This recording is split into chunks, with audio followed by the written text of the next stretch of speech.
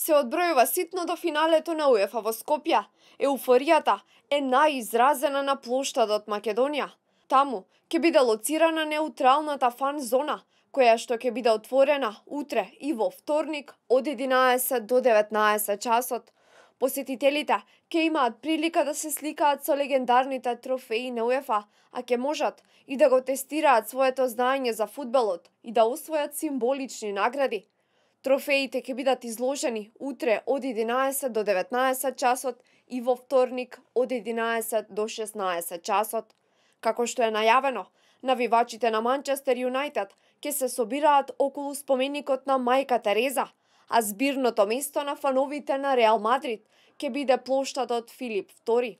Подготвени се и специјални места за среќавање, каде што навивачите од двата клуба ќе се соединат и заедно ќе се упатат кон арената Филип II. На денот на надпреварот, вратите на стадионот ќе бидат отворени 3 часа пред надпреварот. Со цел да се избегнат гужвите, од ФФМ апелираат до гледачите да пристигнат пред арената најдоцна 1,5 час пред надпреварот. Финалето е надпревар со висок безбедносен ризик, па затоа најавени се 3 безбедносни кругови околу стадионот. Нема да изостане ниту посебниот сообраќаен режим за возилата, но и за пешаците. Според информациите од Министерството за внатрешни работи, од утре во 8 часот наутро, па се до завршување на надпреварот, односно до 9 август, на потегот од крстосниците на улиците Аминта III и Јордан Хаџи Константинов Џинот, ќе се пропуштат исклучиво лица и возила кои имаат соодветна акредитација од УЕФА.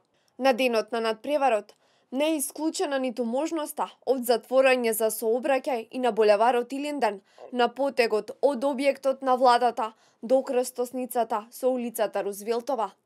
И од Скопскиот аеродром со соопштение ги информираат сите патници кои што имаат летови на 7, 8 и 9 август да пристигнат на аеродромот 3 до 4 часа порано пред летот, поради безбедносните проверки поврзани со Суперкупот. Финалето во Скопје ќе се емитува на повеќе од 300 канали во светот, а се очекува да го гледаат половина милиарда љубители на фудбалот, сметаат од УЕФА.